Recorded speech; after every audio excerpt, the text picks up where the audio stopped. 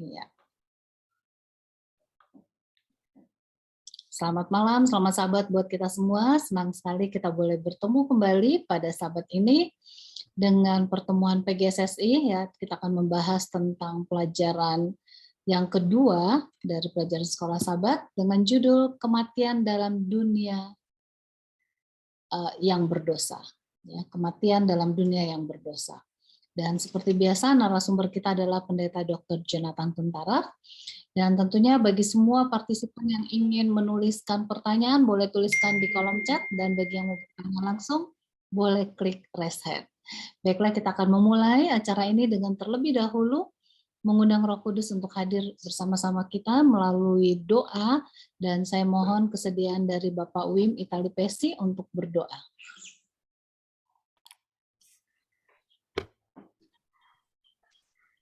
Pak Wim. Oke, baik saudara-saudara semua, mari kita tunduk kepala dan kita berdoa. Puji dan syukur kami naikkan kepadamu ya Tuhan, Allah yang Maha Kuasa, pengasih, penyayang, dan panjang sabar. Di malam hari Sabat ini kami menghampiri Dikau. Atas betapa besar kasih setia Tuhan sajalah kami boleh berkumpul bersama-sama saudara-saudara umat Tuhan dalam kelompok PGSS. Ya Tuhan, kami mohonkan kiranya kuasa Roh Kudus-Mu mengurapi masing-masing kami, teristimewa hamba Tuhan Pendeta Tuntara yang akan menyampaikan materi ini. Biarlah hikmat sorga jadi bahagiannya, sehingga apa yang disampaikan benar-benar akan memperoleh tempat di dalam tanah hati kami, menuntun hidup kami untuk lebih hari, lebih setia, lebih mengerti lagi akan rencana Tuhan bagi kami. Ibu Peggy yang memandu acara ini juga, Tuhan berkati, bahkan siaran ini kiranya dapat berlangsung dengan baik ya Tuhan, sehingga kami semua dapat memperoleh berkat dari apa yang kami pada malam hari ini. Semua kami yang terlibat di dalam Zoom ini kiranya diberkati, bahkan juga keluarga-keluarga kami. Menyertai dan memberkati kami semua di sepanjang hari Sabat ini ya Tuhan. Kiranya setelah kami menikmati berkat Sabat melalui diskusi pelajaran sekolah Sabat ini, pada besok hari nanti kami dapat menyampaikannya kepada jemaat, sehingga jemaat juga akan dikuatkan. Pujilah namamu ya Tuhan di sorga, Allah yang Maha Kuasa, untuk kasih setia Tuhan yang selalu nyata dalam kehidupan kami.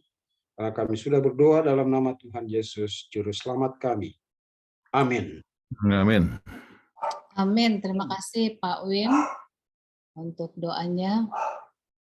Oke, baik. Pada saat ini kita tidak berlama-lama lagi, kita akan mengikuti pembahasan dengan judul Kematian dalam Dunia yang Berdosa yang akan disampaikan oleh Pendeta Dr. Jonathan Tuntara. Silakan Pendeta. Baik, selamat sahabat-saudara sekalian di Indonesia dan di Philippines. Ya, selamat siang untuk saudara-saudara yang dari Belanda, atau saya lihat ada Corisander dari Belanda, Femi Idrus dari Jerman, dan juga Susan Lee dari Jerman. Selamat pagi untuk mereka yang dari California ataupun Amerika. Saya lihat saudara Maksa Marpaung, wah jam 5 pagi di sana ya. Baik, kita senang bahwa kita boleh belajar bersama-sama. Ya, dan saya lihat cukup banyak dari Sumatera Tengah yang ikut bergabung. Ya, kita puji nama Tuhan oleh sebab kita mempunyai kesempatan untuk belajar bersama-sama. Dan sekarang kita akan coba share screen, ya, untuk pelajaran penting ini, ya. Dan kita akan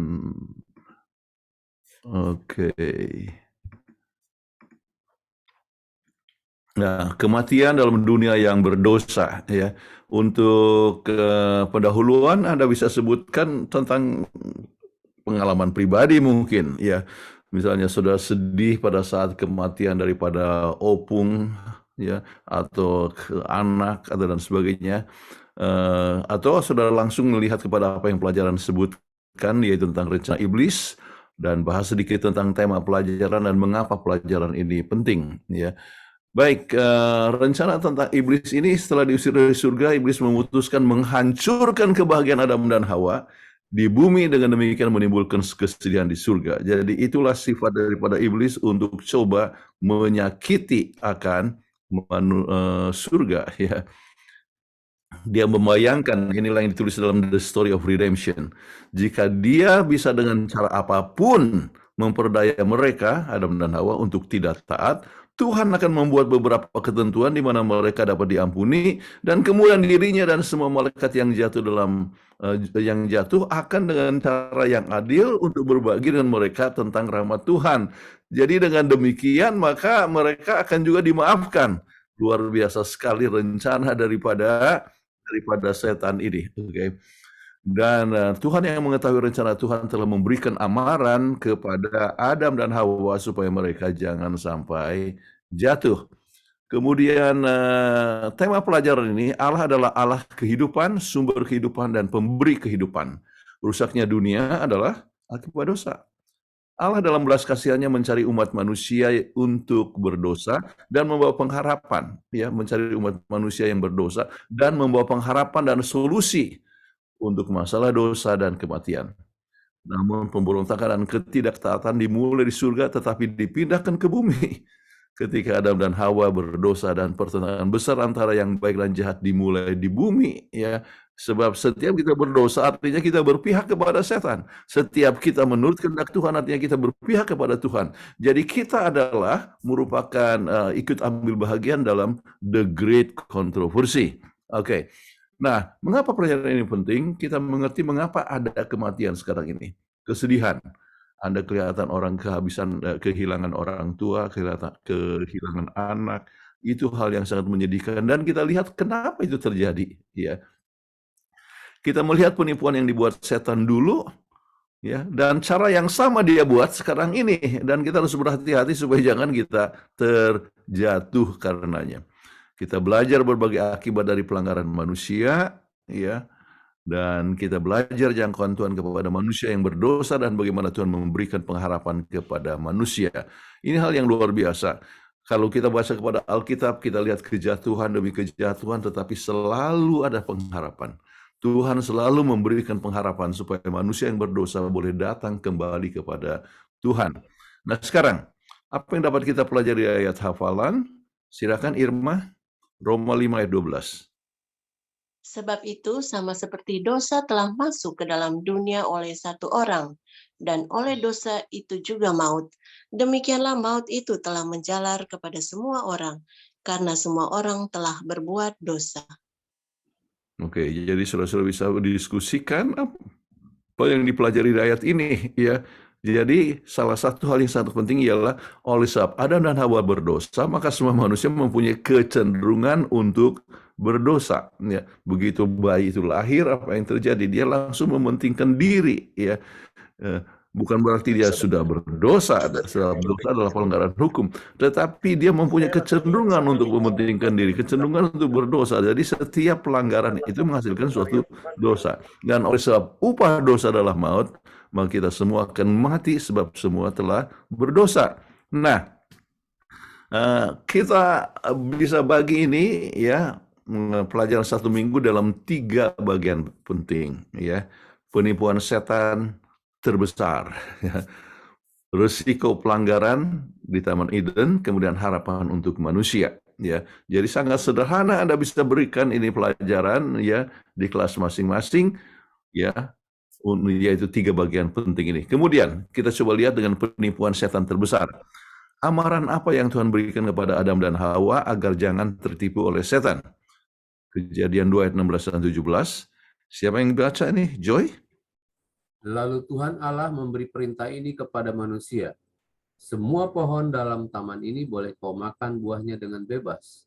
Tetapi pohon pengetahuan tentang yang baik dan yang jahat itu, janganlah kau makan buahnya, sebab pada hari engkau memakannya, pastilah engkau mati.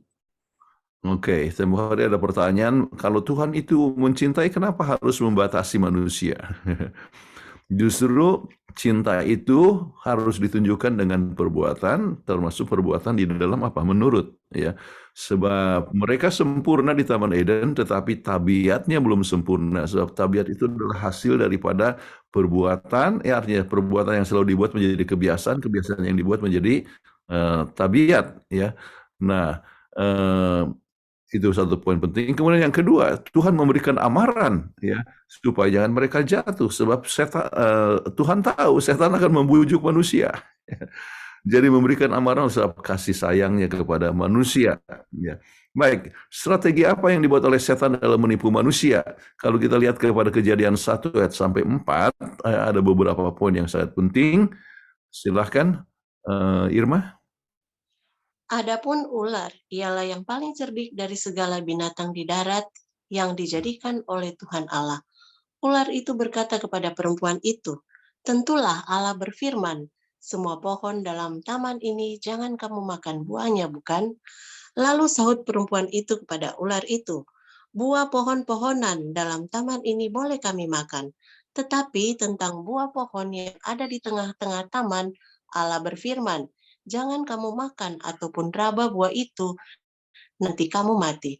Tetapi ular itu berkata kepada perempuan itu, "Sekali-kali kamu tidak akan mati." Oke. Nah, berapa hal yang sangat penting tentang strategi ini.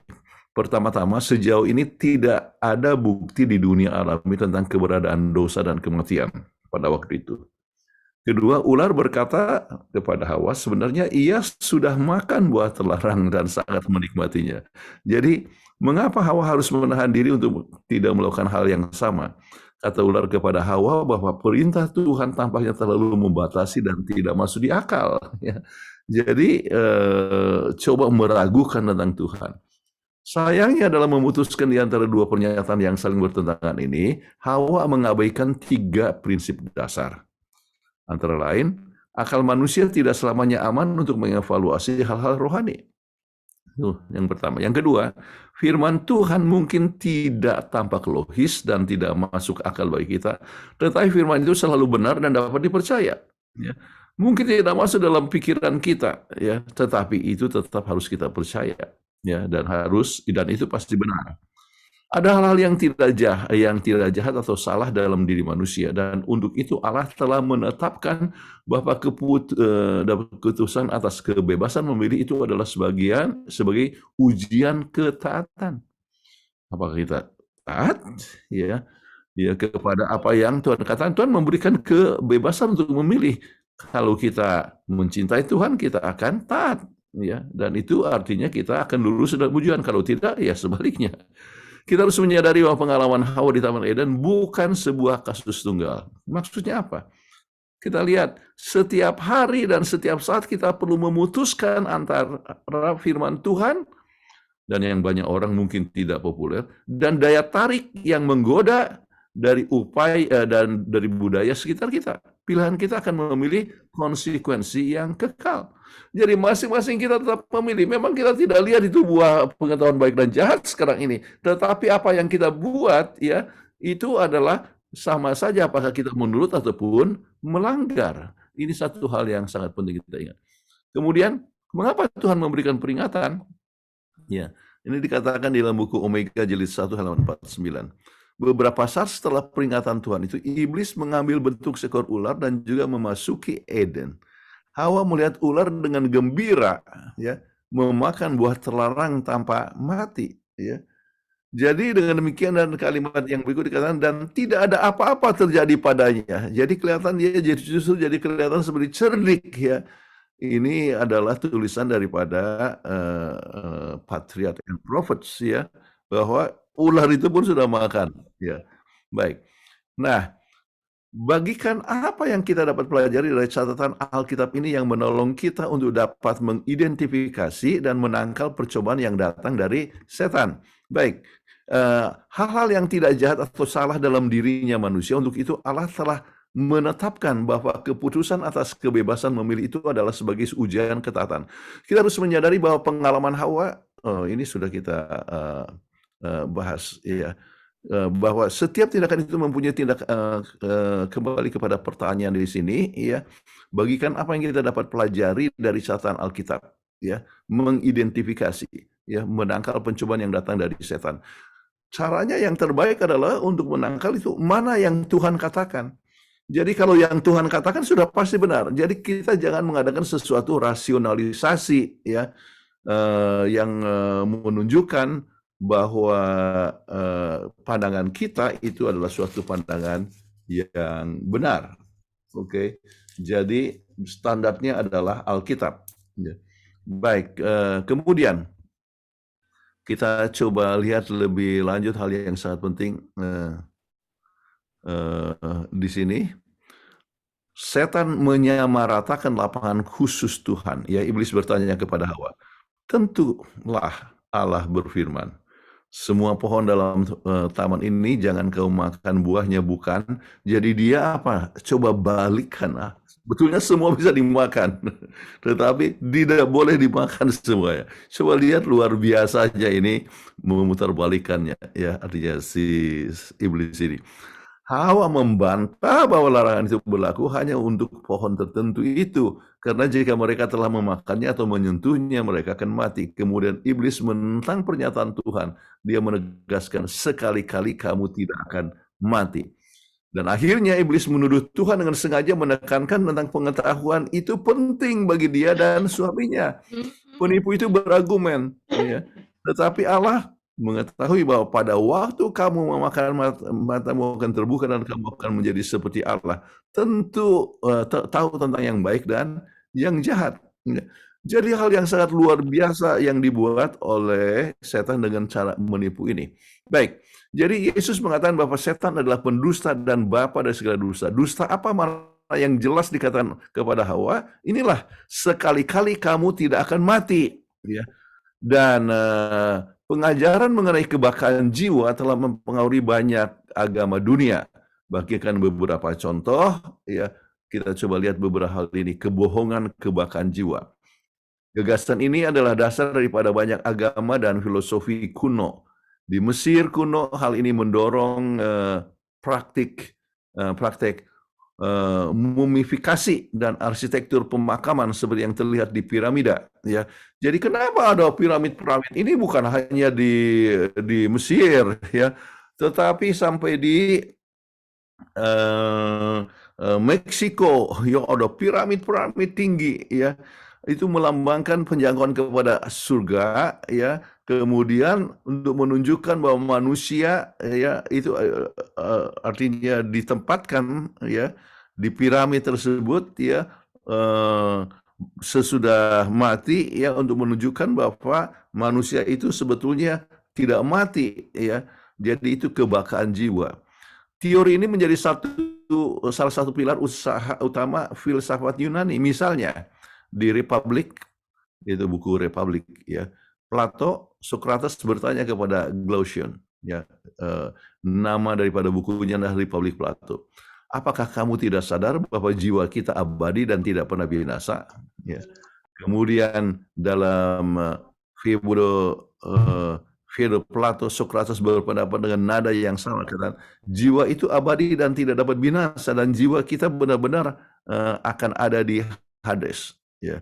Hades itu, ya, dunia orang mati. Oke. Filosofis ini membentuk sebagian besar budaya Barat dan bahkan kekristenan pasca apostolik, ya. Kita lihat banyak gereja Kristen mempercayai kebakaran jiwa, yaitu begitu masuk surga, ya, akan masuk langsung ke neraka, atau begitu mati masuk surga atau masuk neraka. Kan itu dipercaya oleh begitu banyak.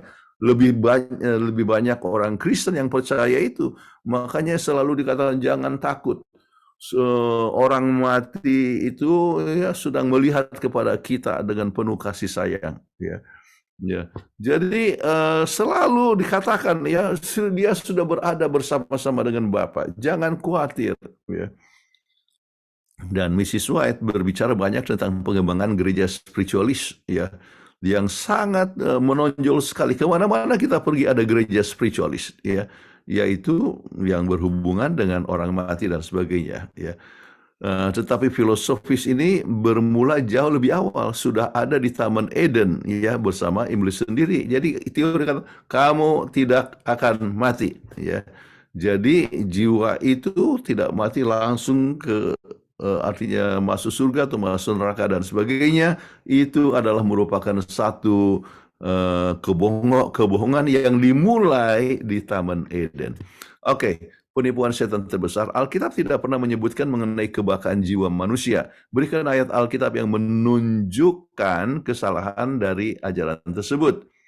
Silakan siapa ini Joy? Mazmur 115 ayat 17 dan Pengkhotbah 9 ayat 5. Bukan orang-orang mati akan memuji-muji Tuhan, dan bukan semua orang yang turun ke tempat sunyi.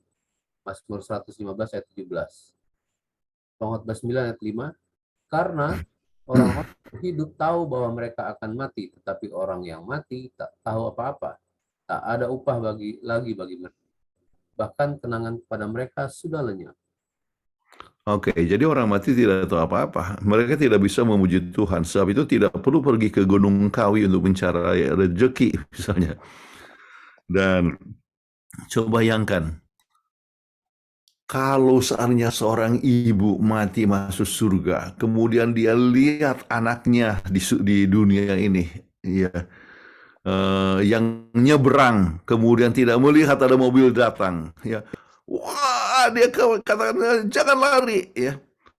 Jadi dia di surga itu tempat yang sangat menyedihkan. Kalau misalnya ibu itu melihat anaknya melakukan kejahatan dan sebagainya atau menderita sakit dan sebagainya, wah ibu itu akan menangis di surga. Jadi surga bukan lagi tempat yang menyenangkan. Oke, kalau kita percaya kepada kebakaan jiwa, ya. Tetapi kita harus tahu kembali ya kepada Tuhan adalah nafas hidup, ya itu life principle. Kalau manusia itu adalah terdiri atas tubuh dan nafas hidup, ya, dan tidak bisa berdiri sendiri. Itulah yang kita harus ingat dari hal ini. Oke, janji Yesus di dalam Alkitab yang tidak diperlukan bila adanya kebakaan jiwa di dunia ini. Oke, bisa silakan Yohanes 6 ayat 40. Sebab inilah kehendak Bapakku, yaitu supaya setiap orang yang melihat anak dan yang percaya kepadanya beroleh hidup yang kekal, dan supaya aku membangkitkannya pada akhir zaman. Janganlah gelisah hatimu. Oke. Jadi ini janji ini tidak akan perlu diberikan oleh Tuhan kan kalau adanya kebakaan jiwa, ya, supaya aku membangkitkannya pada akhir zaman. Oke. Tidak akan ada kebangkit, tidak perlu ini Yesus menjanjikan ini, tidak perlu Paulus menyebutkan bahwa pada sangkakala berbunyi maka orang yang mati dalam Yesus akan bangkit, ya. Tidak perlu itu kalau kita percaya kepada kebakaan jiwa, ya. Toh mereka sudah di surga. Jadi ini hal yang kita berbeda dengan banyak gereja yang percaya kepada kebakaan jiwa. Baik, siapakah satu-satunya yang mempunyai kekekalan secara alamiah? Ya, silakan, Joy. Hormat dan kemuliaan sampai selama-lamanya bagi Raja segala zaman. Allah yang kekal, yang tak tampak, yang tak nampak, yang esa. Amin. 1 Timotius 1 ayat 17. Dialah satu-satunya yang tidak takluk kepada maut, bersemayam dalam terang yang tak terhampiri. Seorang pun tak pernah melihat dia, dan memang manusia tidak dapat melihat dia. Baginya lah hormat dan kuasa yang kekal. Amin. Oke, jadi kita bisa lihat bahwa Tuhan adalah satu-satunya, ya, yang tidak takluk di bawah maut, artinya dia mempunyai kekekalan secara alamiah. Baik, nah sekarang, kapan orang yang telah ditebus akan menerima karunia kekekalan? Nah, kita lihat 1 Korintus 15 ayat 51 sampai 54. Silakan. Sesungguhnya aku menyatakan kepadamu suatu rahasia. Kita tidak akan mati semuanya, tetapi kita semuanya akan diubah dalam sekejap mata pada waktu bunyi nafir yang terakhir. Sebab nafiri akan berbunyi dan orang-orang mati akan dibangkitkan dalam keadaan yang tidak dapat binasa, dan kita semua akan diubah. Karena yang dapat binasa ini harus mengenakan yang tidak dapat binasa, dan yang dapat mati ini harus mengenakan yang tidak dapat mati. Dan sesudah yang dapat binasa ini mengenakan yang tidak dapat binasa, dan yang dapat mati ini mengenakan yang tidak dapat mati, maka akan genaplah firman Tuhan yang tertulis, maut telah ditelan dalam kemenangan. Oke. Jadi itulah saatnya di mana kita boleh berkata, hai maut, di manakah sengatmu? Hai maut, di manakah kemenanganmu? Jadi ada satu masa di mana kita akan mendapatkan karunia kekekalan, yaitu sesudah Yesus datang kedua kali. Baik, nah sekarang apakah risiko langsung dari pelanggaran Adam dan Hawa di Taman Eden? Ya, kalau kita lihat kepada ayat ini, kita mulai misalnya dari Kejadian 37, maka terbukalah mata mereka berdua, dan mereka tahu bahwa mereka telanjang, lalu mereka menyemat daun pohon ara dan membuatnya cawat. Kemudian kalau kita lihat dari Kejadian 3 ayat 9 sampai 19, kita dapatkan poin-poin yang sangat penting yang merupakan akibat daripada atau risiko daripada pelanggaran itu. Mereka menyembunyikan diri sebab takut di hadarat Allah, menyalahkan satu sama lain, ya. Kemudian perseteruan dengan benih ular, kesusahan dalam mengandung, menderita dalam mencari nafkah, dan berakhir dengan kematian, ya. Nah, sekarang kita coba lihat lebih lanjut bagaimana pemberontakan Adam dan Hawa berdampak kepada kita semua. Kita lihat dalam Roma 5 ayat 12 dan Roma 6 ayat 23. Silakan, Joy.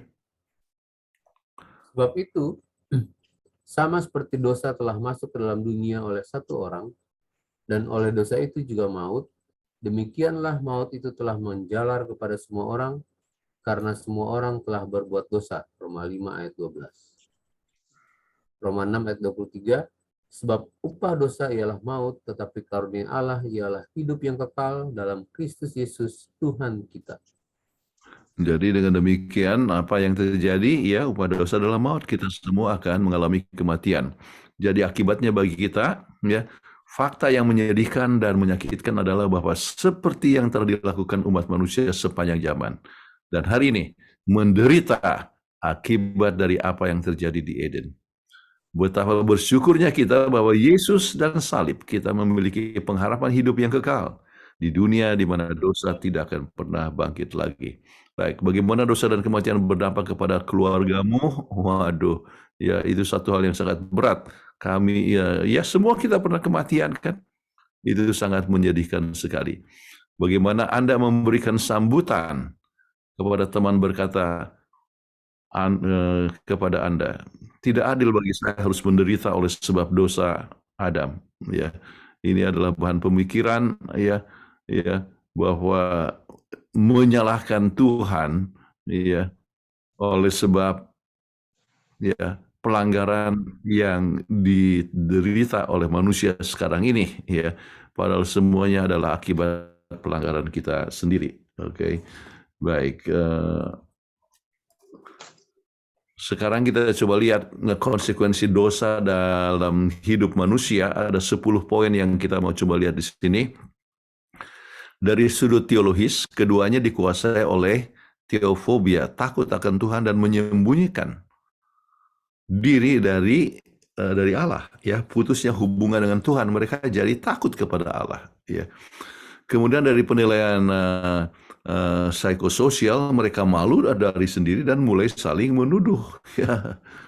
Dari segi fisik, mereka akan berkeringat, merasa sakit, pada akhirnya akan mati. Dari perspektif ekologi, alam telah merosot, ya. Kemudian Taman Eden bukan lagi tempat yang indah dan menyenangkan seperti dulu. Kenapa? Oleh sebab dosa yang telah mereka buat. Kemudian dosa menyebabkan sukarnya melahirkan anak dan membesarkan anak, ya. Kemudian dosa menyebabkan rumah tangga menjadi tempat perebutan kekuasaan, sebagai gantinya tempat untuk mengasihi dan peduli satu sama lain. Kita harapkan ini tidak terjadi, ya, kepada keluarga-keluarga Kristen. Masing-masing mau menunjukkan siapa yang punya kuasa, ya. tetapi haruslah menjadi tempat untuk mengasihi satu sama lain. Ya, jadi ini yang kita harapkan, tetapi yang terjadi ya kebetulan setiap hari Senin kami memberikan pembahasan obsesi hati, obrolan suami istri yang sehat dan rohani dengan Hope Channel Indonesia Senin malam ya. Maka kita dapatkan bagaimana? Waduh ya, banyak pertanyaan-pertanyaan yang masuk nggak pernah habis ya. Sekarang hari Senin besok ini lusa ini sudah episode yang ke-118. Pertanyaan-pertanyaan menunjukkan bagaimana banyaknya masalah di dalam rumah tangga. Ya. Kita coba untuk menolong dengan prinsip Alkitab. Ya. Jadi rumah tangga menjadi tempat perebutan kekuasaan. Manusia dapat menjadi tidak peka akan kebaikan dan kejahatan. Makanya banyak kejahatan, derita, poligami, dan sebagainya. Ya. Kemudian manusia harus kerja keras untuk mendapatkan rezekinya. Kemudian pecahnya hubungan dengan alam. So, alam menjadi menghasilkan duri dan semak belukar, ya, dan sebagainya. Baik, itulah yang telah terjadi, ya, konsekuensi daripada dosa dalam kehidupan manusia. Oke, saya coba lihat. Oke, ini satu. Oke. Nah, sekarang kita masuk ke bagian keempat. Harapan bagi manusia. Ya, diulangi. Jelas arti dari firman Tuhan kepada setan dalam Kejadian 3:15 ya. Maksudnya jelaskan arti daripada firman Tuhan. Oke, silakan siapa yang baca?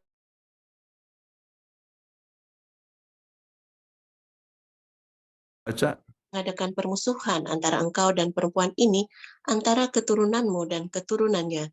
Keturunannya akan meremukkan kepalamu dan engkau akan meremukkan tumitnya. Kejadian 3 ayat 15. Oke, jadi bagaimana menjelaskannya? Oke, Kejadian 3 ayat 15.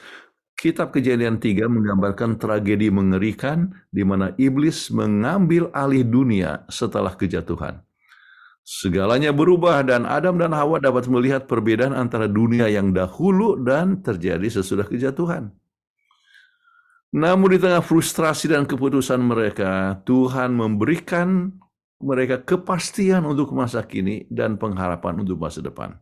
Pertama, dia mengutuk ular dengan kata pengharapan akan kedatangan, yaitu kelahiran Yesus.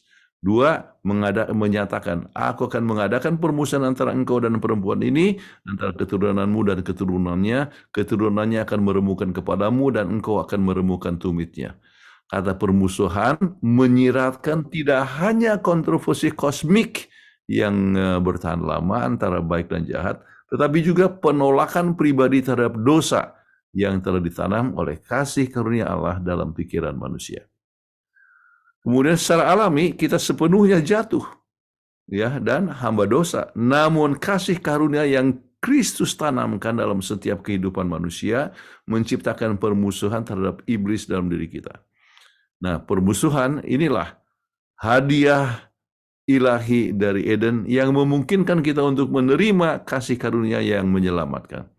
Tanpa anugerah yang mengubah dan kuasa yang memperbarui ini, umat manusia akan terus menjadi tawanan iblis. Seorang iblis, seorang hamba yang selalu siap untuk melakukan perintahnya. Tuhan selanjutnya memberikan hewan korban untuk mengilustrasikan janji kedatangan Mesias ini. Ya, itulah dalam Kejadian 3 ayat 21. Baik, bagaimana Anda mendapatkan lagi sepercik harapan dalam Kejadian 3 ayat 21? Ya, silakan. Dan Tuhan Allah membuat pakaian dari kulit binatang untuk manusia dan untuk istrinya itu, lalu mengenakannya kepada mereka. Kejadian 3 ayat 21. Nah, menggunakan pakaian dari kulit binatang, ya. Mereka coba menutupi dengan kain daun ara. Itu satu hari sudah rusak, oke. Tetapi Tuhan memberikan dari kulit domba, dan itu adalah lambang daripada Yesus Kristus. Jadi kita harus diselubungi oleh kebenaran Yesus, ya. Sama seperti Adam dan Hawa, ya. mereka punya ketelanjangan ditutupi oleh kulit domba. Domba melambangkan Yesus. Oke, hal yang sangat penting. Baik, kapan kalimat pengharapan ini sepenuhnya dinyatakan kepada kita? Ya, Yesus datang ke dunia untuk menjadi manusia. Ya, kita ingat kejadian Yohanes 1 ayat 1 sampai 3, 14 dia menjadi manusia. Ya, kemudian bila kita percaya kita tidak akan binasa melainkan mendapat hidup yang kekal. Kita ingat Yohanes 3 ayat 16. Kemudian Yesus datang untuk memberikan hidup yang limpah. Yohanes 10 ayat 10. Baik, kapankah Anda menerima Yesus sebagai juru selamat dari dosa dan kematian? Ini adalah satu hal yang harus dijawabkan. Berikanlah kesempatan kepada anggota kelas untuk memberikan kesaksian ya dari mereka punya pertobatan. Baik, ini kita beberapa poin yang kita perlu ingat yang boleh kita itu sebagian juga dalam kesimpulan kita katakan. Jadi solusi yang Tuhan berikan ya. Jadi pertama Allah mencari Adam dan Hawa di menangkal. Pertanyaan ini memiliki banyak tujuan dan berfungsi sebagai ajakan untuk berdialog, sebagai tawaran kasih karunia Allah ya. Berseru kepada Adam dan Hawa yang tersesat dan hilang untuk memberikan solusi yang sangat mahal untuk situasi mereka. Kemudian untuk membantu mereka menyadari dan memahami sikap mereka terhadap Allah setelah mereka berbuat dosa. Ya.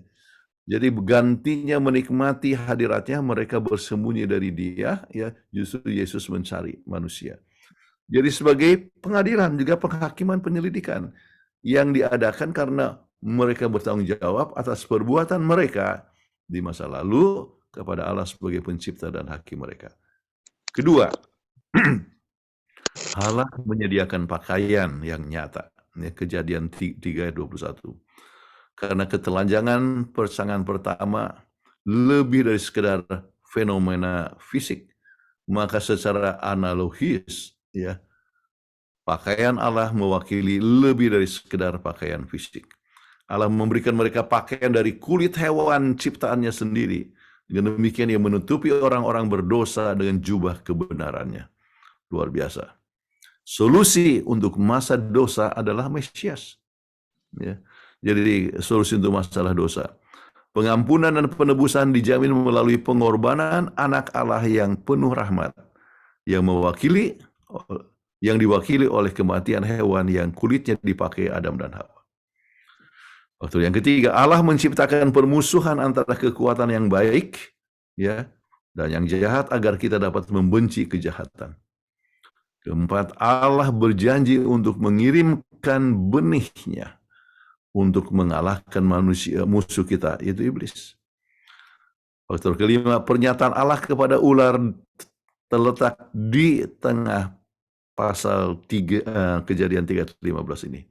Mesias akan menjadi penebus dan juru selamat untuk manusia, dan kematiannya yang penuh kemenangan pada akhirnya akan menghancurkan iblis sebagai konsekuensi, juga menghancurkan semua pengikutnya. Kemudian Mesias adalah pemenang dan memberi kemenangan kepada semua orang yang berhubungan dengan Dia. Kemenangan akhir dijamin olehnya, ya, oleh Tuhan kepada semua pengikutnya. Baik, kemudian Mesias adalah pemenang, memberikan kemenangan kepada semua orang yang berhubungan dengannya. Kemenangan akhir dijamin olehnya. Oke. Baik, kesimpulan tambahan, Allah itu kasih adanya, di dalam kasihnya Dia telah menciptakan berbagai ciptaan untuk menyalurkan kasihnya, segalanya indah dan dengan kehadiran Allah.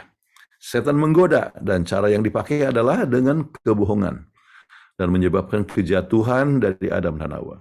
Kebohongan bahwa manusia tidak akan mati atau mengenai kebakaran jiwa merupakan ajaran yang mempengaruhi banyak budaya di dunia dari zaman purbakala sampai sekarang ini.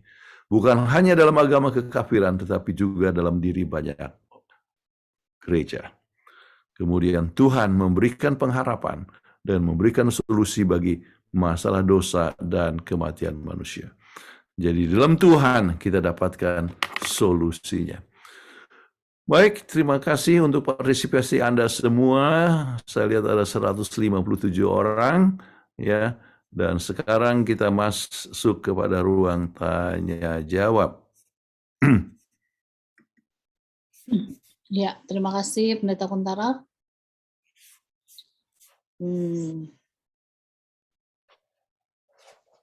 Iya.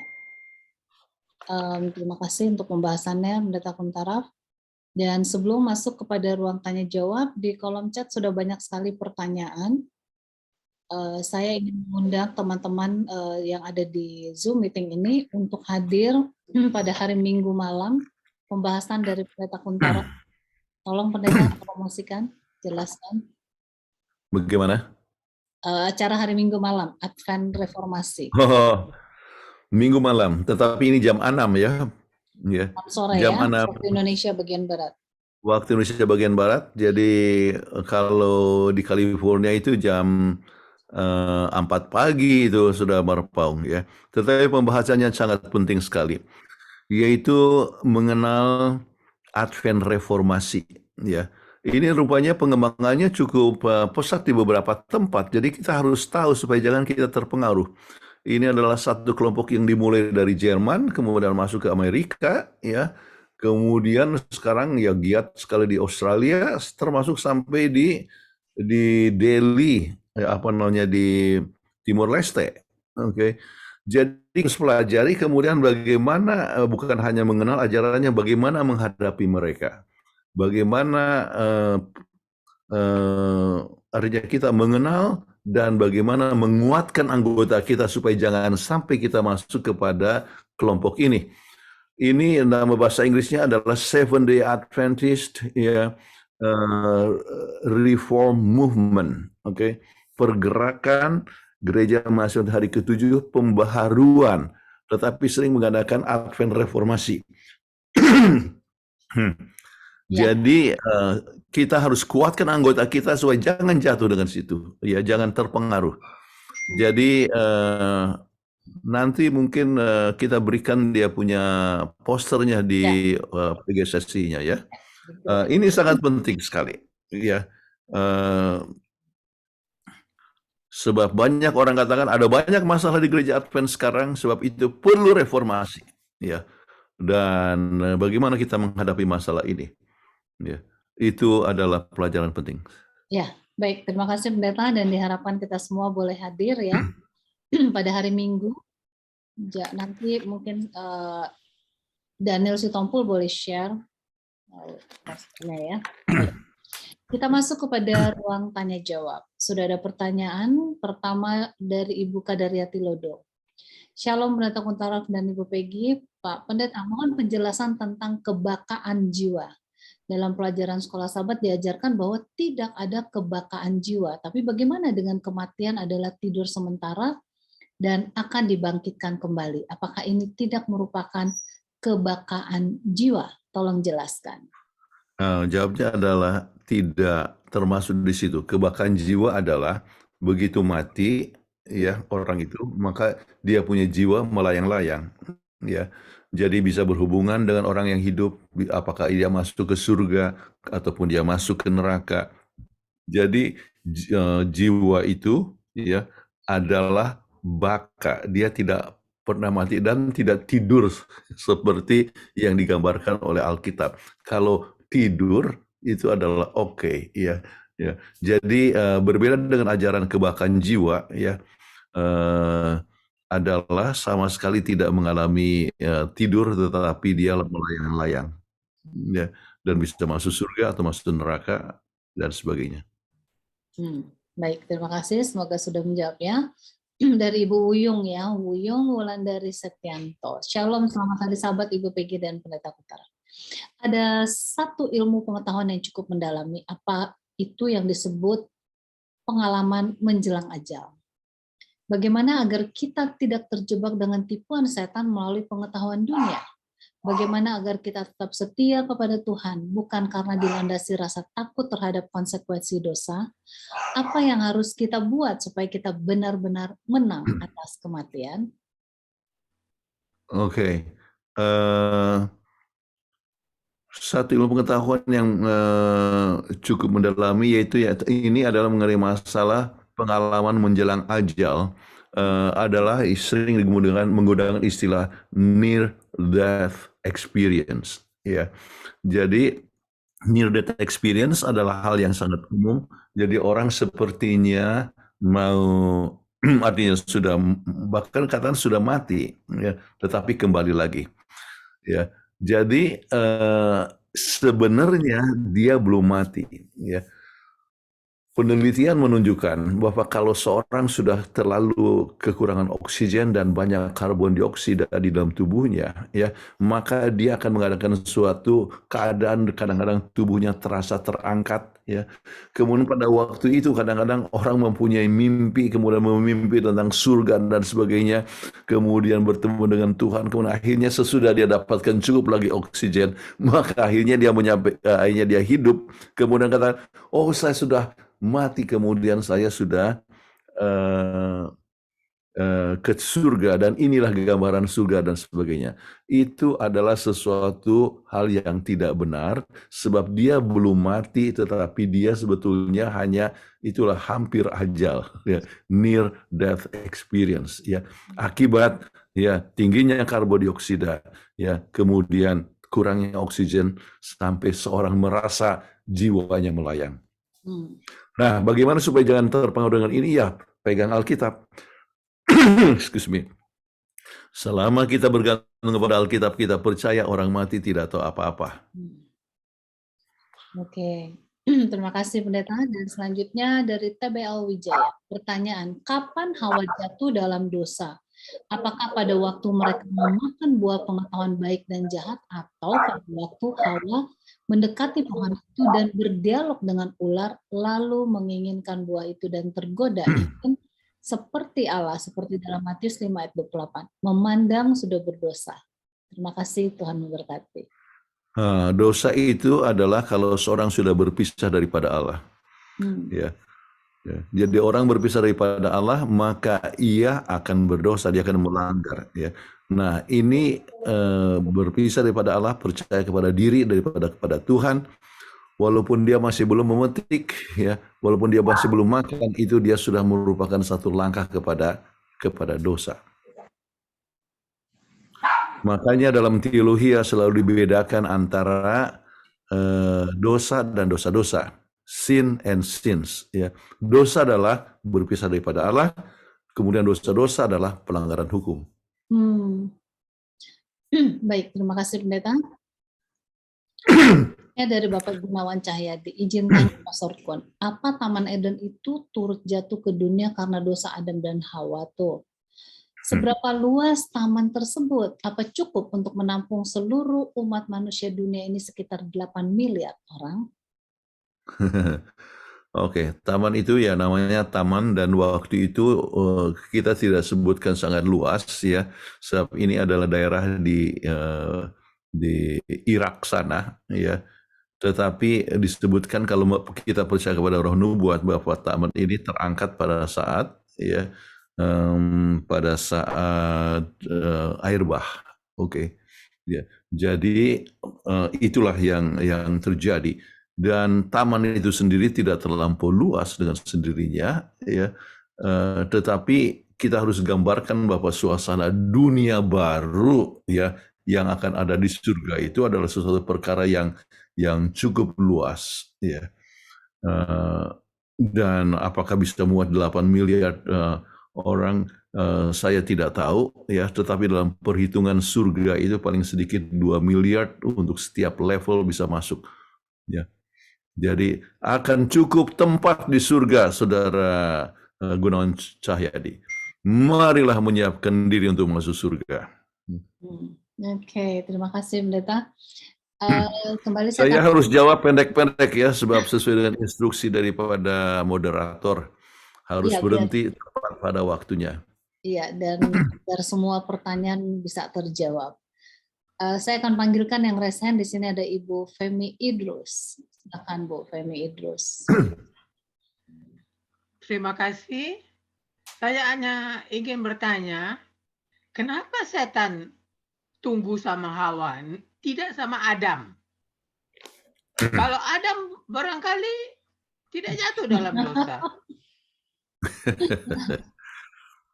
Ya, Mungkin setan tahu yang Hawa itu lemah. mendekati yang mendekati tempat itu adalah Hawa. Hawa. Ya. Jadi itulah bahayanya kita mendekati tempat pencobaan. Ya. Jadi kalau kita mendekati tempat pencobaan, maka godaan itu lebih besar. Ya. Itu saja, jawabannya harus pendek.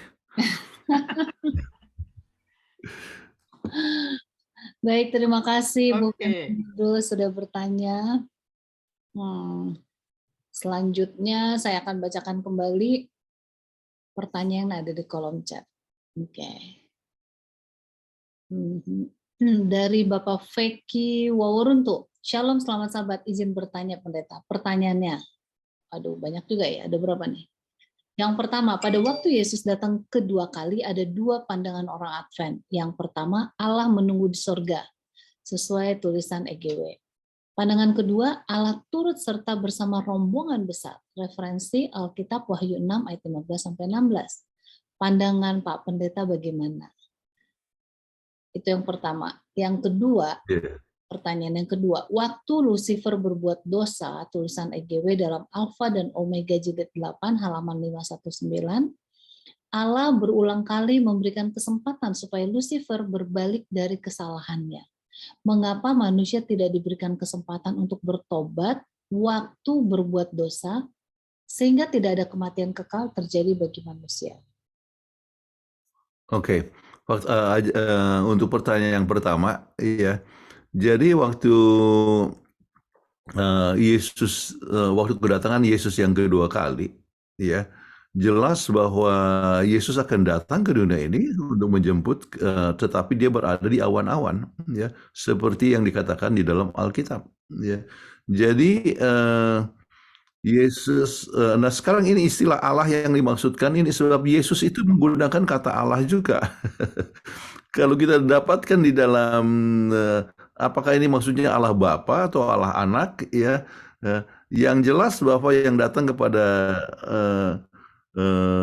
ke dunia ini adalah Yesus Kristus, yaitu Allah Anak, ya.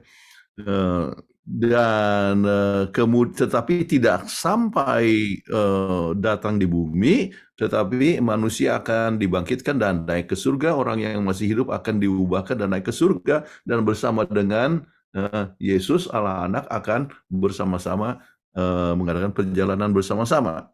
Oke. Itu yang kita ketahui. Kemudian mengenai masalah Lucifer, ya, kita mengetahui bahwa manusia mendapatkan kesempatan untuk bertobat. Itulah sebabnya Tuhan memberikan sesuatu, satu janji, ya, yaitu juru selamat. Ada suatu perbedaan yang diberikan kepada, ini sama seperti pertanyaan daripada Dr. Vivi minggu yang lalu, ya. Oke. Jadi kepada manusia dikatakan jangan makan. Kalau kamu makan kamu akan mati. Jadi Tuhan itu harus adil, bukan? Ya. Tuhan itu harus adil. Jadi untuk mempertahankan keadilan Allah, tapi saat yang sama mengasihi, maka Yesus sengaja datang ke dunia ini untuk menyelamatkan manusia. Dan siapa saja yang mau bertobat, ya, akan mendapatkan pengampunan. Apakah dalam masa perjanjian lama, yaitu dengan datang membawa domba, dan untuk dalam masa perjanjian baru, yaitu datang kepada Yesus Kristus, ya, maka Tuhan tetap memberikan kesempatan kepada kita semua. Berapa kali pun kita berdosa, maka Tuhan memberikan pengampunan. Tapi saat yang sama, keadilan Tuhan tetap harus berjalan. Dan apa itu keadilan Tuhan? Yaitu, ya, harus ada kematian, ya. Dan itulah sebabnya Yesus telah datang untuk mati bagi kita. Oke. Baik, terima kasih. Semoga sudah bisa menjawab, ya. Dari pertanyaan berikutnya dari Bapak Jimmy Fritz Siringoringo. Sama sahabat pendeta Kuntaraf, apakah Lucifer atau setan setelah diusir dari sorga masih ada kesempatan untuk bertobat? Kalau sudah diusir, maka tidak ada lagi kesempatan untuk bertobat. Oke. Dari Bapak Tommy Ponto, apakah ular mengerti bahwa dia dikutuk dan harus makan abu dan menjalar dengan perut? Iya, dikasih tahu sama ular, jadi ular tahulah. Oke. Keluarga Johannes Wirawan, sama sahabat pendeta mohon izin bertanya. Apakah diperbolehkan diadakan penghiburan 7, 14, 40, 100 hari bagi anggota keluarga yang meninggal? Bukan ini juga kebakaan? Penjelasan. Saya rasa tidak masalah kalau orang masih mau memberikan penghiburan, ya, untuk menguatkan, bukan hanya ke 7, 14, 40 atau 100 hari, tetapi sesudah 1 minggu atau 2 minggu, kadang-kadang orang datang ketemu saya, anak saya kan sudah meninggal 7 tahun, ya, dia katakan kepada saya, ya, ya kita percaya kepada pengharapan bahwa ada kebangkitan, itu kan suatu hiburan. Ya, sudah 7 tahun anak saya meninggal, ya, kapan saja kita menghibur saudara-saudara kita tidak jadi masalah kan, ya. Tetapi bukan berarti bahwa kita percaya adanya suatu kebakaan ataunya bahwa ini anaknya yang meninggal ini sekarang sudah ada di mana dan sebagainya. Tidak, menghibur, ya, sesuai dengan prinsip Alkitab, kita harus menghibur tentang adanya pengharapan di dalam kematian, ya, adanya kedatangan Yesus Kristus, ya. Alkitab katakan supaya kita menghibur satu sama lain. Kapan itu menghiburnya, ya? Kapan saja. 1 hari sesudah kematian atau 10 tahun sudah kematian, orang masih kadang-kadang masih sedih, kita masih bisa tetap berikan penghiburan. Baik, Itu terima kasih. pendeknya jawaban Ibu Peggy. Tapi tepat. Terima kasih. Ini ada dari Ibu Wuyung mengatakan masih ada pertanyaan nomor 2 dan nomor 3 yang belum terjawab tadi. Oh, Nanti kita kembali ke pertanyaan Bu Wuyung ya, naik ke atas ya, kita baca dulu yang selanjutnya. Dari Otisinus, izin bertanya pertama, mengapa ular tidak mati waktu makan buah itu sehingga Hawa beroleh keberanian memakannya? Itu yang pertama. Yang kedua, ketika manusia mati, kemana jiwa dan roh manusia? Yang ketiga, pada waktu kebangkitan, manusia mengenakan tubuh yang sama sekali baru atau tubuh lama yang diperbarui. Oke. Yang pertama, ular sama juga dengan Adam dan Hawa pada saat makan itu, ya, tidak mati langsung. Hawa kan tidak langsung mati, tetapi proses kematian dimulai, ya, yaitu makin lama prosesnya makin tua, bisa menyebabkan sakit, akhirnya mati. Jadi ular yang makan itu pun akhirnya mati, kan tidak ada lagi ular sekarang, ya. Tetapi yang kita berbicara ya adalah setan itu menggunakan ular itu, ya.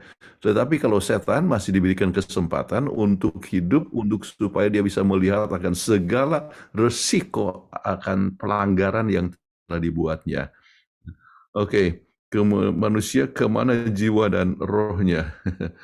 Nah, ini kita harus tahu bahwa jiwa itu adalah tidak bisa berdiri sendiri. Jiwa itu adalah kesatuan antara, ya, tubuh dan nafas hidup. Ya, jadi roh itu ruah, ya, dalam bahasa Ibrani itu menggambarkan tentang nafas hidup.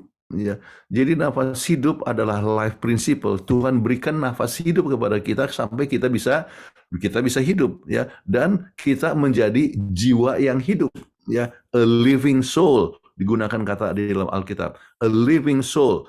Dan jadi a living soul, yaitu jiwa yang hidup, adalah merupakan suatu kesatuan antara ini tanah, ya, dengan nafas dari Tuhan, ya. Jadi kalau seandainya seorang itu mati, maka tubuhnya kembali ke tanah, kemudian nafasnya kembali kepada Tuhan, ya. Jiwanya mana? Tidak ada lagi jiwa yang hidup sebab dia dalam keadaan istirahat, ya. Nah, Kemudian dikatakan pada saat tubuh itu kebangkitan, jelas dikatakan bahwa kita akan diubahkan, namun kita akan mempunyai tubuh yang telah diperbaharui, ya. Jadi tubuh yang telah diubahkan, yang masih hidup sekalipun akan diubahkan dengan tubuh yang tidak akan pernah mati. Tetapi kita akan dapat mengenal satu sama lain. Jadi saya lihat,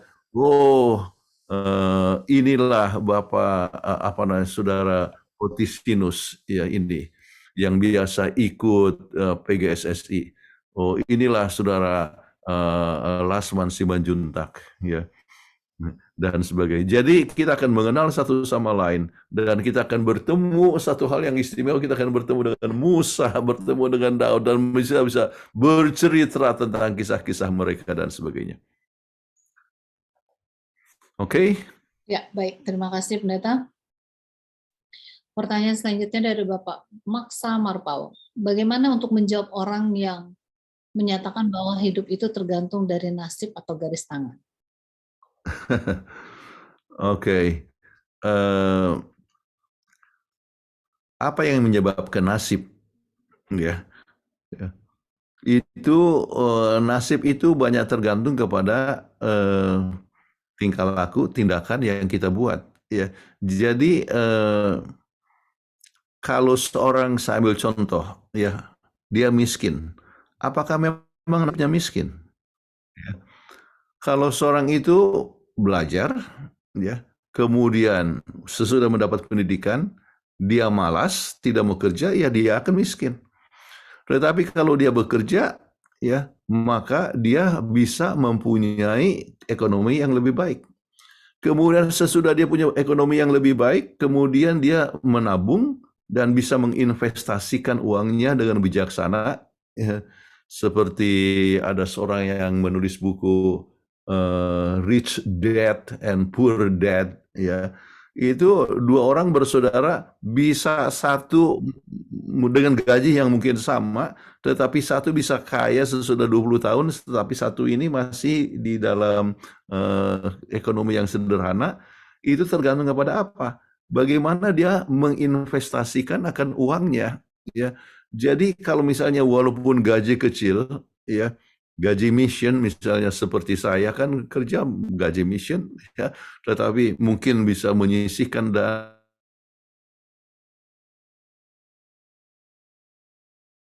kemudian bisa Ambon. Ya. Jadi itu masalah itu nasib itu, ya. Dengan demikian ditentukan banyak oleh apa yang kita buat dengan waktu yang Tuhan berikan kepada kita. Tetapi kalau misalnya kita tidak menggunakan waktu dengan sebaik-baiknya dan kita tidak jujur dalam usaha, ya siapa yang akan percaya kepada kita? Ya, ada seorang tamatan daripada perguruan tinggi yang kami coba sekarang usahakan untuk tolong, ya, ada mengalami masalah, ya. Dengan pilihan-pilihan yang salah, akhirnya sangat menderita dengan kehidupannya. Ya. Nah, kita ya berusaha untuk menolong dan sebagainya. Tetapi ini satu hal yang sangat penting sekali masing-masing untuk ingat, ya, bahwa Tuhan memberikan kepada kita waktu, oke, dan kita harus menggunakan waktu itu dengan bijaksana. Semua talenta yang Tuhan berikan kepada kita, talenta waktu, talenta kesanggupan, talenta mungkin harta, ya, harus diinvestasikan dengan baik. Anak orang kaya, ya, misalnya sambil contoh, apakah dia nasibnya memang sudah kaya, diberikan ya harta kepada orang tuanya, tapi dia foya-foya, dia tidak tahu mengatur dia punya uang, akhirnya jadi miskin papa. Jadi, tapi kalau sebetulnya dia dilahirkan sebagai orang kaya. Jadi banyak nasib itu, yang orang katakan nasib, itu banyak tergantung kepada bagaimana kita menggunakan talenta, ya, kesanggupan, termasuk waktu yang Tuhan berikan kepada kita. Mudah-mudahan menolong saudara ini matang dalam menjawab akan orang lain. Kalau garis tangan, saya tidak tahu itu orang bisa membaca dari garis tangan, tetapi umumnya kalau orang yang sudah mulai meraba-raba dengan garis tangan, itu biasanya prinsipnya adalah prinsip yang general, ya, yang umum, ya. Baik, pendeta, kita langsung kepada penanya berikutnya, Bapak Hanson. Apa yang salah dengan pohon pengetahuan baik dan jahat? Bukankah dasar pemerintahan Allah adalah kasih yang adalah pilihan? Jadi Adam dan Hawa harus mengetahui yang baik dan jahat. Iya, Tuhan mau supaya mereka tahu yang baik aja. Ya.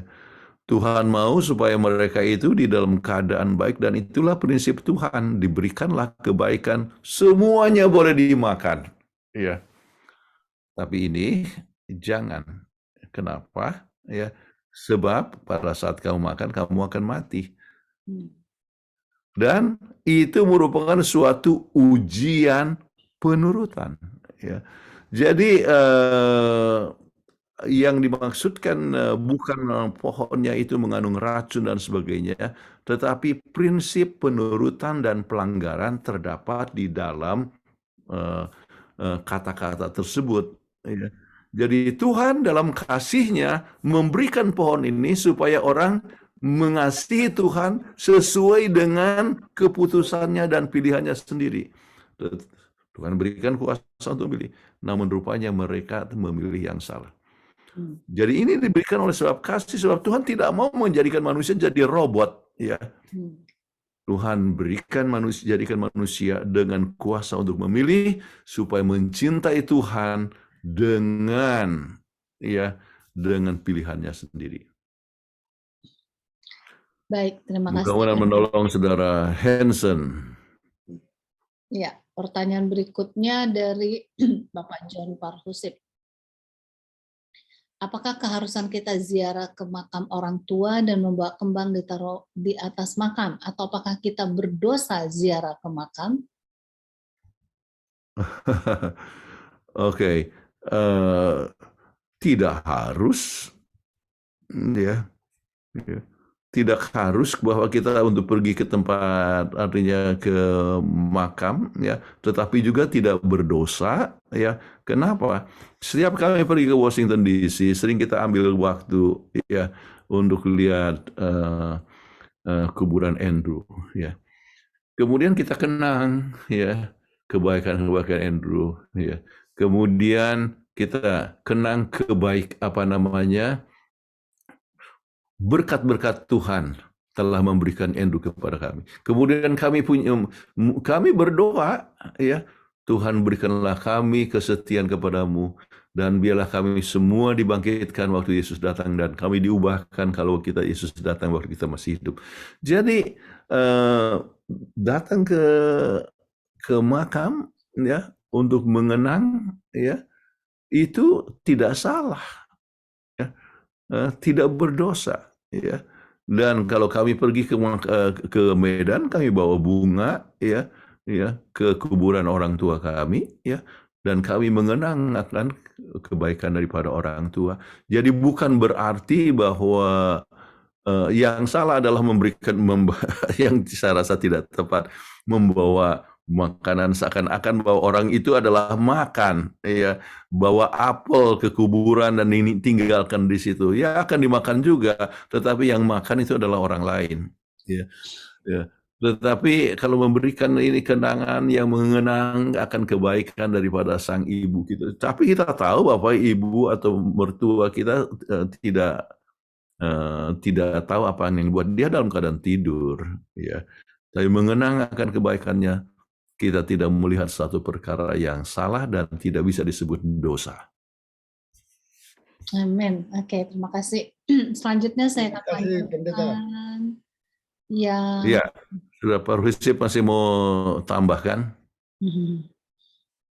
Oh. Ya, sebab ada sebagian teman-teman, untuk apa lagi lihat-lihat itu?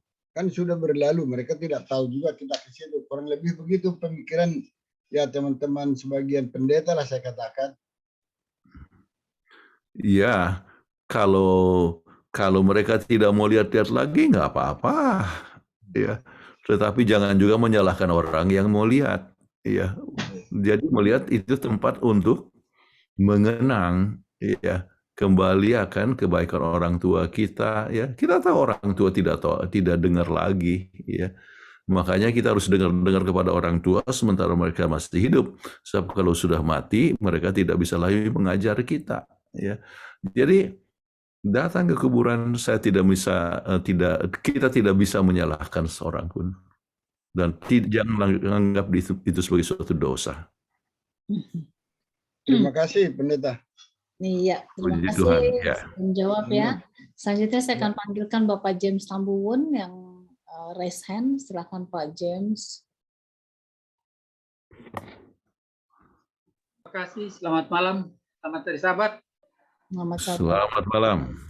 Pak Pendeta, saya sangat berat sekali untuk memahami pelajaran ini tentang, iya, saya terus terang, ada yang saya sangat menarik tanya ini di pertanyaan hari Minggu, di pelajaran pernyataan dalam keterangan.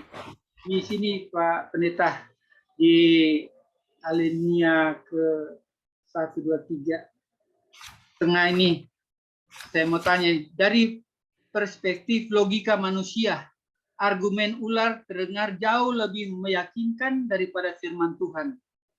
Pertama-tama, sejauh ini tidak ada bukti di dunia kami tentang keberadaan dosa dan kematian. Kedua ular itu sebenarnya memakan buah terlarang dan sangat menikmatinya. Jadi, mengapa Hawa harus menahan diri untuk tidak melakukan hal yang sama?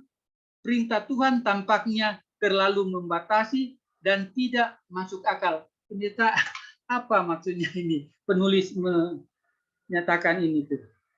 Jadi menurut saya ini kan Hawa, Adam dan Hawa belum pernah tahu itu dosa dan mati. Itu. Dan setelah itu dirayu. Yang pertanyaan kedua ini di hari Senin. Penipuan itu berargumen. Tetapi Allah mengetahui bahwa pada waktu kamu memakannya, matamu akan terbuka dan kamu akan menjadi seperti Allah. Tahu tentang yang baik dan yang jahat.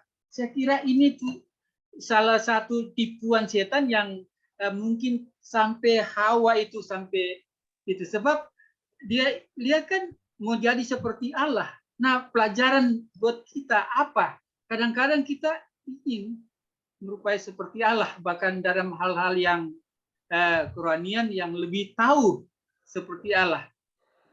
Ada yang kita sudah bisa berargumen, kita di surga begini begitu, padahal belum ada orang di antara kita yang ke surga, cuma dari firman Tuhan kan, ya kita baca dari itu. Jadi kita sudah terlalu berangan-angan. Yang saya ingin sampaikan ini yang pertanyaan kedua, kita siap sebab kita udah diselamatkan oleh karena kasih karunia. Kita kerjakan keselamatan itu sebab pada akhirnya kan kita akan diperhadapkan pada waktu kedatangan Yesus yang kedua, bukan lagi bawa damai, dia bawa pedang, pemisahan. Jadi itu yang saya ingin tanya, dua pertanyaan ini, Pendeta. Bagaimana untuk bisa dapat saya memahami nih pertanyaan yang pertama dan kedua. Makasih, Pendeta. Oke. Bagian yang pertama seperti susah dimengerti oleh sebab beberapa poin yang telah ditanyakan tadi sebetulnya, kenapa kalau Tuhan itu kasih, kenapa harus membatasin? Jadi itu kadang-kadang menjadi pemikiran daripada orang yang salah mengerti atau ya tidak mengerti. Kalau dia Tuhan itu kasih, kenapa dia membatasi dengan mengatakan ini? Tetapi jawaban kita seperti yang saya sebutkan tadi ialah oleh sebab kasih dia memberikan hak untuk memilih. Ya. Oleh sebab tabiat itu tidak bisa ya disebut tabiat yang menurut ya kalau tidak ada pilihan. Ya, kalau orang mempunyai hak untuk memilih, dia bisa menurut, bisa melanggar, bukan? Ya. Nah, itulah sebabnya Tuhan telah memberikan akan pohon itu adalah sebagai satu ujian tabiat manusia. Dan ternyata mereka gagal. Ya. Tetapi di dalam kasih Tuhan, walaupun mereka gagal, Tuhan menawarkan jalan keluar, yaitu juru selamat. Ya. Jadi tetap semuanya berpusat kepada kasih sayang. Kemudian faktor yang kedua, pelajaran untuk kita mengenai masalah seperti Allah, ya setiap pilihan yang kita buat, ya sebetulnya kita berlaku bahwa apakah kita kadang-kadang kita merasa bahwa kita lebih pintar dari Allah. Sambil contoh saja, ya. Alkitab katakan supaya jangan kita makan babi. Maka ada seorang dokter bicara sama mertua saya waktu dia itu dokter yang terkenal di kota Medan, katakan mertua saya namanya Lee Sek-hong, ya, dokter Lee Sek-hong atau dokter Lee Wijaya. Dia bilang, Sek-hong, kamu ini nggak tahu mana yang enak, ya.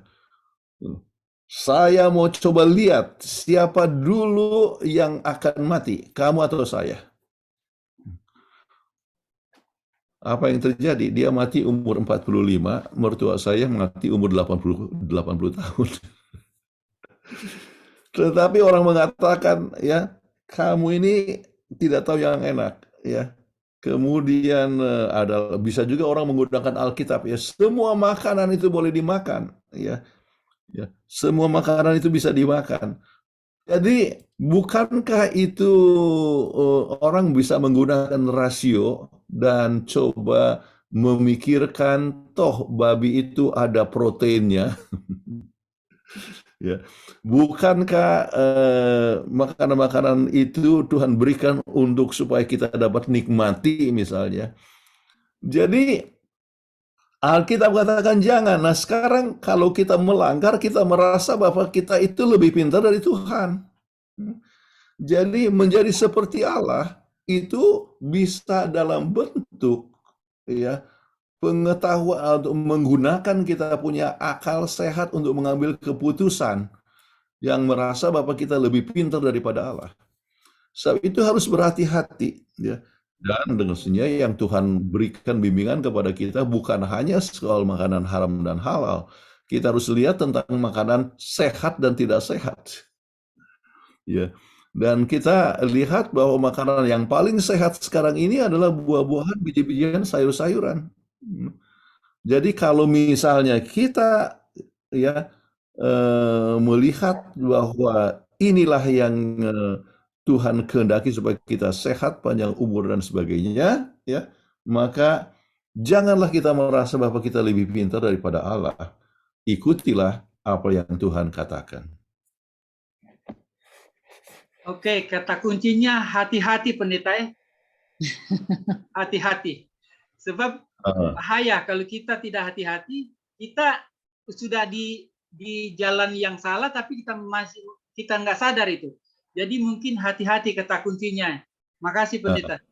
Nah, kuncinya adalah bersekutu dengan Tuhan. Barometernya firman Tuhan pendeta ya. Iya. Iya. Bersekutu dengan Tuhan, maka Tuhan akan berbicara kepada kita. Ya. Baik. Selanjutnya ada yang resen lagi, Bapak Marbun.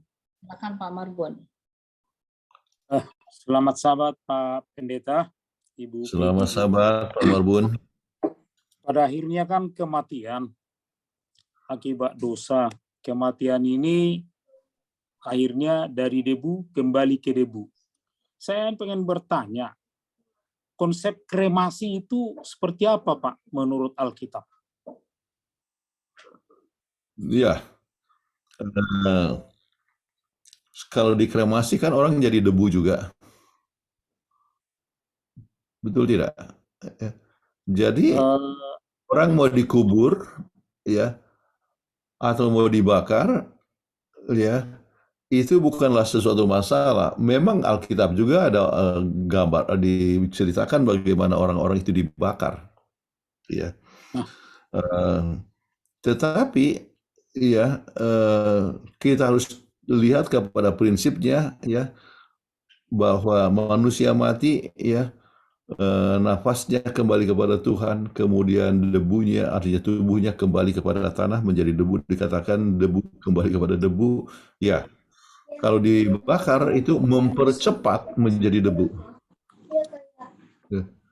Kalau dikuburkan lebih lama prosesnya. Namun ya, kalau menjadi debu, ya, kalau misalnya dikremasi maka prosesnya lebih cepat. Jadi tidak ada masalah kalau orang mau dikremasi. Di Tiongkok sekarang kan tidak boleh orang dikubur, ya. Harus dikremasi semuanya. Ya. Banyak negara, Singapura juga Anda tidak bisa lagi untuk dikubur, ya. Tetapi ya harus dikremasi, ya. Untuk mereka yang merasa bahwa kremasi itu salah, ya, wah susah, Anda bisa hidup di Singapura, ya, nggak bisa hidup di Tiongkok, ya. Tetapi secara Alkitab tidak ada pelanggaran untuk kremasi. Baik, semoga menjawab ya Pak Marbun ya. Masih sedikit. Yang ganjal dari debu kepada debu. Terus habis dibakar, kremasi, debunya dibuang ke laut. Kan tidak kembali kepada debu dia, Pak. Dari laut, ya, kemudian dia akan dibawa oleh ombak, akhirnya kembali ke tanah, ke daratan. Iya, jadi kembali akan kembali. Tetapi itulah hal yang luar biasa. Alkitab berkata bahwa waktu Yesus datang, laut-laut juga akan mengeluarkan akan badan-badan dari tubuh mereka yang telah mati di laut. Jadi jangan khawatir. Kalau Tuhan bisa menjadikan dunia ini dengan firman-Nya, Tuhan bisa menjadikan juga menyatukan kembali debu-debu itu kembali kepada Tuhan. Sama seperti Tuhan menjadikan menjadikan manusia dari debu, ya. Maka debu-debu itu pun dapat disatukan kembali dengan nafasnya sehingga menjadi makhluk yang hidup sesudah artinya waktu Yesus datang. Jadi ini adalah satu misteri, mujizat, segala mujizat akan terjadi. Amin. Terima kasih. Semoga menjawab ya Pak Marbun ya. Terima kasih Pak Marbun. Siap. Oke. Selanjutnya ada tambahan sehubungan dengan kremasi tadi oleh Ibu Winnie Revelin Pesik. Apakah boleh orang Advent dikremasi, Pendeta? Karena biasanya dibawa ke rumah atau ke laut dari spiring Hindu. Terus gimana yang ada kuburnya mereka saat Yesus datang, kuburannya nggak ada? Ya, itu tadi disebut Yesus kuburnya tidak ada oleh sebab memang Yesus tidak mati terus. Hanya istirahat, itu kuburannya hanya untuk tempat tidur saja, ya, sementara. Nah, kremasi abu bisa dibuang di laut, abu bisa ada kuburan sendiri, tidak jadi masalah. Nah, untuk kami punya anak, ya, Andrew, dia juga sebelum meninggal, dia pernah katakan, ya, abunya, ya, itu supaya dia minta untuk dikremasi, ya. Ini masih muda, tetapi dia memikirkan, artinya 2 minggu sebelumnya dia sudah berkata, saya punya tugas di GC ini sudah selesai, siapa saja bisa ambil tempat saya. Memang dia punya proyek, yaitu yang disebut accounting software, bukan accounting software, membership software yang dipakai di seluruh dunia itu sekarang ini, itu Andrew sudah selesaikan, karena siapa saja bisa ambil tempat saya. Sesudah itu, sebelumnya, waktu mertuanya meninggal dan dikremasi, dikatakan saya juga kalau meninggal mau dikremasi, kemudian abunya biarlah bagi 3, ya. Satu di Bandung, ya. Kemudian sebagian di Tennessee, ya. Kemudian sebagian kubur ada sebagian di Maryland. Dan itulah yang kami ikuti, ya. Jadi abunya ada di Bandung di depan rumah adik saya. Kemudian ada di Tennessee, itu dibawa oleh dia punya istri. Kemudian ada kuburannya di Maryland. Jadi kalau kami pergi ke kuburan itu sebetulnya abu daripada Andrew. Yang dimasukkan adalah Gucci. Jadi tetap kami bikin kuburannya, ya, supaya ada kesempatan untuk berkunjung dan mengingat akan anak kami ini. Ya.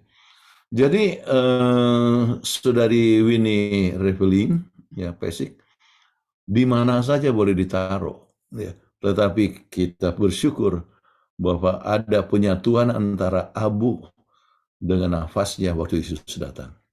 Amin. Amin. Baik, ini pendeta. Sudah lewat 2 menit dari waktu yang kita lakukan. Jadi kita akan tutup pertemuan ini. Nah, tadi Bu Wuyung bilang masih ada 2 pertanyaan yang belum dijawab. Saya rasa tadi pendeta sudah jawab.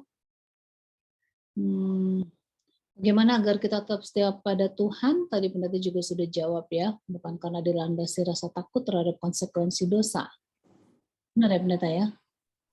Ibu, apa yang harus diperbuat supaya kita benar-benar menang atas kematian? Manusia hanya selamat oleh sebab kasih karunia Allah. Itulah sebabnya kunci yang sangat penting adalah kita bersekutu dengan Tuhan. Ya, kalau selama kita mempunyai hubungan dengan Tuhan, ya, erat di dalam doa ataupun firman Tuhan, merenungkan kehendak Tuhan, kita akan selalu kuat. Ya, dan kita tidak takut akan kematian. Kematian bisa datang kepada siapa saja, ya. Tetapi kita dapat selalu siap kapan saja Tuhan mengizinkan kita mati. Ya. Jadi, dan kita akan mengalahkan kematian. Sudah jelas, waktu Yesus datang yang kedua kali, tidak ada lagi kematian. Amin. Baik, ini yang terakhir, saya kasih kesempatan Pak John Watupongo yang resen. Silakan Pak John. Bagaimana Dr. Watupongo? Terima kasih Pak Pendeta, Ibu Peggy. Ya. Pertanyaan saya cuma singkat saja, nggak sampai 1 menit nih, kalau dijawab juga. Jadi begini, saya belum pernah dapat ayat di Alkitab mengenai ular memakan buah itu. Kan tadi disinggung lagi bahwa ular kan memakan buah, tapi saya lihat dia tuh nggak pernah ada. Nggak tahu ya, mungkin Pak Pendeta tahu di mana itu. Yang kedua, berarti kalau misalnya Adam dan Hawa tidak membuat dosa dengan memakan buah itu, berarti kita ini nggak mati-mati, ya? Apakah begitu, Pak Pendeta? Terima kasih. Yang pertama, ya, memang tidak ada ayat Alkitab, ya. Saya juga tidak ketemu, ya. Namun itu didukung oleh Roh Nubuat, ya. Dan Roh Nubuat yang kebetulan Bapak Watupongo selalu belajar Alkitab sekarang setiap hari Senin pagi atau hari Kamis, ya, Pak Watupongo. Ya, jadi nanti kita akan tiba kepada tulisan Roh Nubuat, tulisan Ellen G. White yang mendapat inspirasi daripada Tuhan, ya, dan bisa menuliskan, ya, dia punya pendidikan hanya 3 SD tapi bisa menuliskan 100.000 halaman buku, ya. Lebih dari 100 buku yang ditulisnya, 4.500 artikel.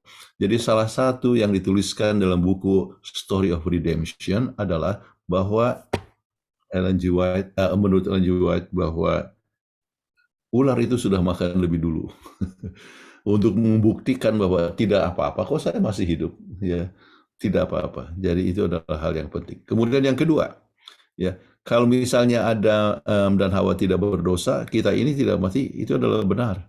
Ya, tetapi oleh sebab mereka melanggar, maka kita semua akan mati.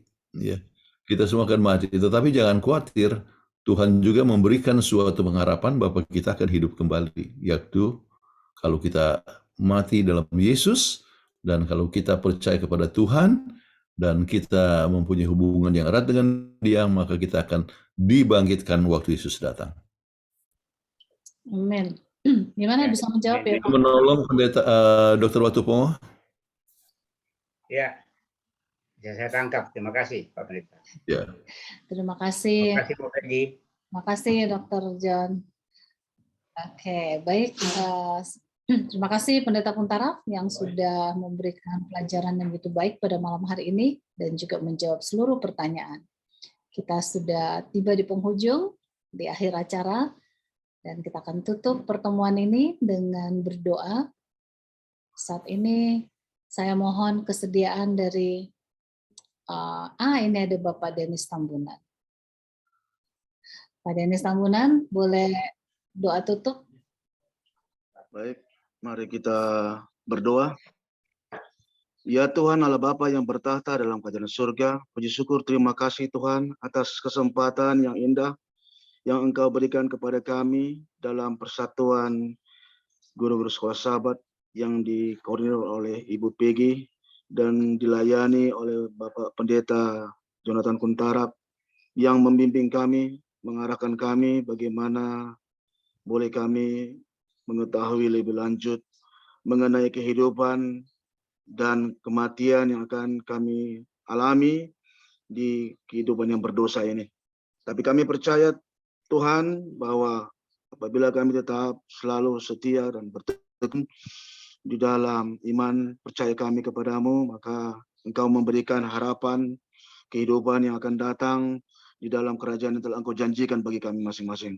Oleh sebab itu Tuhan, biarlah kami tetap selalu bertekun di dalam doa yang sungguh-sungguh, di dalam pengharapan iman yang sungguh, sehingga kami Tuhan dapat meyakini bahwa kami akan tiba di kerajaan semawi yang Engkau janjikan bagi kami.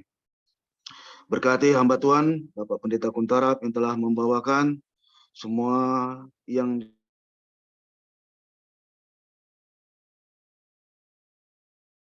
difirmankan lebih dalam kesehatan, umur yang panjang, dan juga Tuhan berkat-berkat yang lain yang Kau limpahkan dalam keluarga. Begitu juga dengan Ibu Peggy, Kau berkati Tuhan dalam keluarga, berkati di dalam kesetiaannya, dalam melayanikan Engkau, khususnya di dalam pertemuan PGSSI ini Tuhan. Kami juga yang hadir, Engkau memberkati Tuhan. Berkati kami kelimpahan dalam kesehatan. Terpuji nama Tuhan, biarlah Engkau persiapkan kami tidur yang sehat, sehingga esok hari kami Tuhan dapat menikmati napas kehidupan yang Kau berikan bagi kami, sehingga kami Tuhan dapat melayani akan Engkau di Ka'bah-Mu, dan kami boleh memberikan akan pembelajaran untuk sekolah sahabat, dan Engkau memberikan hikmat bagi kami masing-masing. Terpuji nama yang besar Bapa, padamu kami bermohon, dalam nama Yesus Kristus kami bersyukur dan berdoa. Amin. Amin. Amin, puji Tuhan. Amin. Terima kasih Pak Denis atas doanya, dan kepada semua kita sekali lagi saya ingatkan, saya akan kirimkan rekaman dan juga PDF pelajaran ini, dan kita akan ketemu lagi minggu depan di jam yang sama, jam 19 atau jam 7 malam waktu Indonesia bagian Barat dengan Zoom ID yang sama dan passcode yang sama. Dan kami juga mengundang hari Minggu mendatang, nanti posternya akan diberikan di grup untuk hadir dalam acara Advent Reformasi ya. Apakah Advent Reformasi itu? Oleh Pendeta Kuntaraf pada jam 6 sore hari Minggu mendatang. Baik, semua boleh unmute untuk mengucapkan selamat sahabat.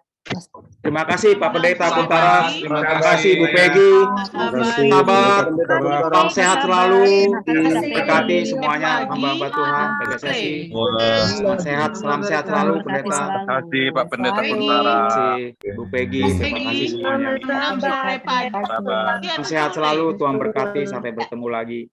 Oke, 5. Terima kasih ya. Terima kasih Sandra. 5, 4, 3, 2, sampai jumpa.